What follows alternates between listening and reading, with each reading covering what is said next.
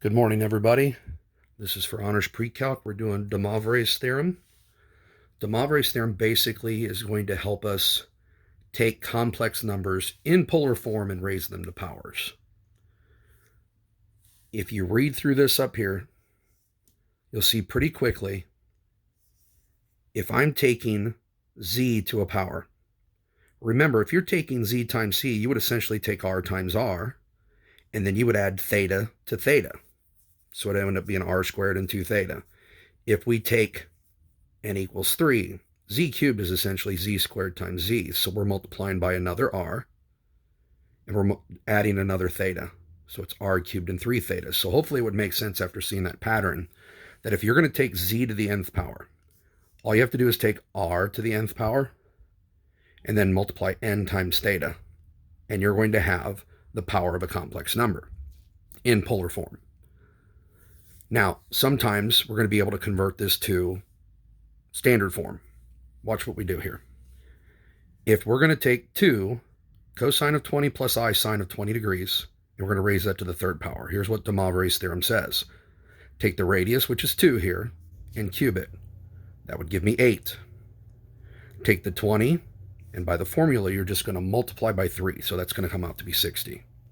Now, the great thing about this one is we can use the unit circle. Cosine of 60 is 1/2. So I'm going to take 2 cubed times 1/2. 8 times 1/2, that's how I got the 4. Sine of 60 is radical 3 over 2. So I'm going to take 8 times I times radical 3 over 2. The 8 and the 2 will cancel. It'll give me 4i radical 3. Now, the great thing is that you can check this with your graphing calculator. You can take this in degree mode and punch it in, raise it to the third, and you will see you get 4 plus 4i radical 3. Now, don't rely on that too much. Please only do that if you need help or if you need to double check your answers. Let's keep going here. If I take radical 3 cosine of 10 plus I sine of 10 degrees, and I want to raise it to the sixth, De Moivre's theorem says take that radius r, radical 3, and raise it to the sixth power. That's going to come out to be 27. I'm going to take the 10 degrees and I'm going to multiply it by 6, so it's going to be cosine of 60 plus I sine of 60. Just like we did before, this would be 27 times cosine of 60, which is 27 times a half. That's 27 halves, or 13.5. Sine of 60 is radical 3 over 2. So I'm going to take 27 times I times radical 3 over 2, and I get 27i radical 3 over 2. And if you punch this in your calculator, you would get the decimal equivalents to this, so you can double check your work. One more on this first page here. This one's in radian mode. Radical 5 cosine of 3 pi over 16 plus I sine of 3 pi over 16 to the fourth. Again, De Moivre's theorem says simply take that radius right there, raise it to the fourth power. I'm going to get 25. I'm going to multiply that angle by 4 because I'm raising it to the fourth power. This would give me 12 pi over 16, which reduces to 3 pi over 4. I get I sine of 3 pi over 4. Now, I left this blank so you could see me do the work. This would be 25. And cosine of 3 pi over 4. 3 pi over 4 is in the second quadrant. So cosine is going to be negative radical 2 over 2. Plus I times 25 times sine of 3 pi over 4. What is 3 pi over sine of 3 pi over 4? Well, it's going to be positive radical 2 over 2.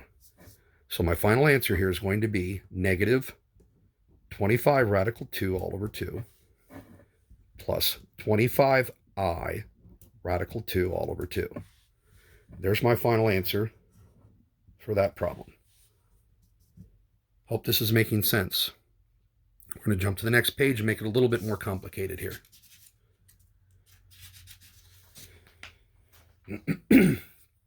Now, this time, I did not give the complex numbers in standard or in polar form. I've given it in standard form. So what we have to do, you have to understand here that this is x plus yi. A is 1. That's my x value. B is 1. That's my y value. You should notice right away that's a 45, 45, 90 triangle. So the radius would be radical 2. So essentially what's happening here is if r is radical 2, my angle here would be pi over 4, So this is the polar form of my complex number. Its radius is radical 2, and my angle is pi over 4. So if I want to raise that to the fifth, I'm going to take that radical 2 to the fifth, which is 4 radical 2. I'm going to take cosine of 5 times pi over 4 because I'm raising it to the fifth. So 5 times pi over 4, 5 pi over 4. Same thing here, same angle. Now what is cosine of 5 pi over 4? It's negative radical 2 over 2 because I'm in the third quadrant. Everything's negative there. Sine of 5 pi over 4 is also negative radical 2 over 2. So if I multiply this out, that radical 2 times radical 2 is 2 divided by 2. That's how I got the negative 4. Watch out for that minus sign right there. Again, the radical 2 times radical 2 over 2, that's all going to cancel. I get minus 4i. And this one's really easy to double check with your calculators. You can take 1 plus I, make sure you're in A plus BI mode. Take that in parentheses, raise it to the fifth. You're going to see that double checks and gives me negative 4 minus 4i. Next one, a little bit harder to do. I hope you can read my handwriting here. If you can't, obviously text me about the notes. Radical 2 is my x, negative 1 is my y. If I do Pythagorean theorem here, I get radical 3 is my hypotenuse, my radius. So radical 3 is my radius. That's why I'm taking it to the 6 by de Moivre's theorem. Now here's the other thing. This is not a 30, 60, 90. This is not a 45, 45, 90 triangle. So what I'm going to do is I'm going to take inverse tangent of the y over the x, and I got 0.615. Ladies and gentlemen, that's your reference angle. Now what I did was I subtracted that from 2 pi and I got 5.668. That's the angle that takes me all the way around to here, the angle between 0 and 2 pi. Remember, when we do polar coordinates with complex numbers, we give the angle between 0 and 2 pi or between 0 and 360. So what I had to do here, I had to take that angle, 5.668, I had to multiply it by 6 because I'm raising it to the 6th power. Everybody see here, my angle is 6 times 5.668, which is 34.006. Now remember, that's not degrees, that's radians. And I have to have an angle between 0 and 2 pi. So what I do, over here you can see the work. I take that number I got and I just divide by 2 pi. The number out front, that 5, that's how many times I went around the circle. I went around 5 times. 5 times 2 pi. That 0.412 is the fraction of a circle that's left. So what you do here is you divide by 2 pi and you take off with the whole number. That decimal right there, multiply that by 2 pi and we get 2.590. That's my angle that lies between 0 and 2 pi. Now, how did I come up with this?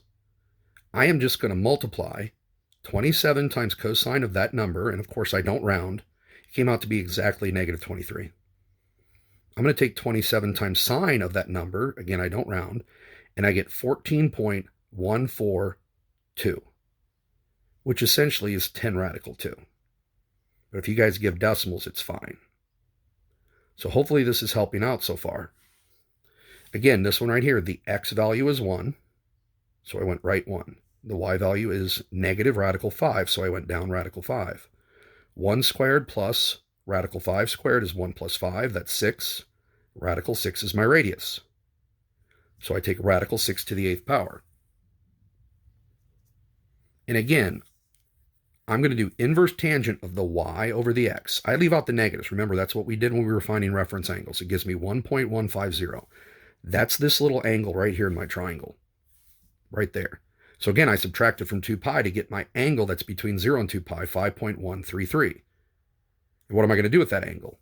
By de Moivre's theorem, I'm going to multiply by 8. I'm raising to the 8th power, so I'm going to multiply that angle by 8. I get 41.063. And again, remember, this is in radian mode. Do the same thing we did before. You're going to take that 41.063, whatever you got on your calculators. You're going to divide by 2 pi. You're going to take away the whole number, and then you're going to multiply it by pi, 2 pi. And I got 3.364. That's an angle between 0 and 2 pi. And again, if I want this in standard form, just distribute the 1296 to the cosine of 3.364. Don't round, you'll get exactly negative 1263. If you take 12.96 times sine of 3.364, you get negative 266.217i. Remember to read in your homework whether it wants it in standard form or polar mode.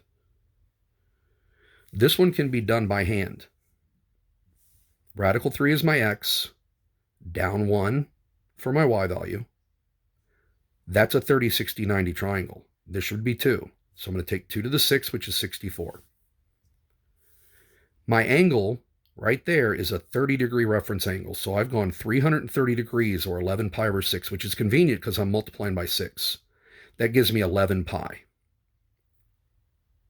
which is essentially the same as pi. Just take off 5 full rotations. That's 10 pi. It's cosine of pi. Cosine of pi is -1. 64 times -1 is -64. Sine of pi is 0, so there's no I term here. I get -64. Hopefully these examples will help you get through your homework. Try and get started on that soon. And again, if you have questions, don't be afraid to email me or text me. Texting me is the easiest way. Just make sure you include a picture from your homework.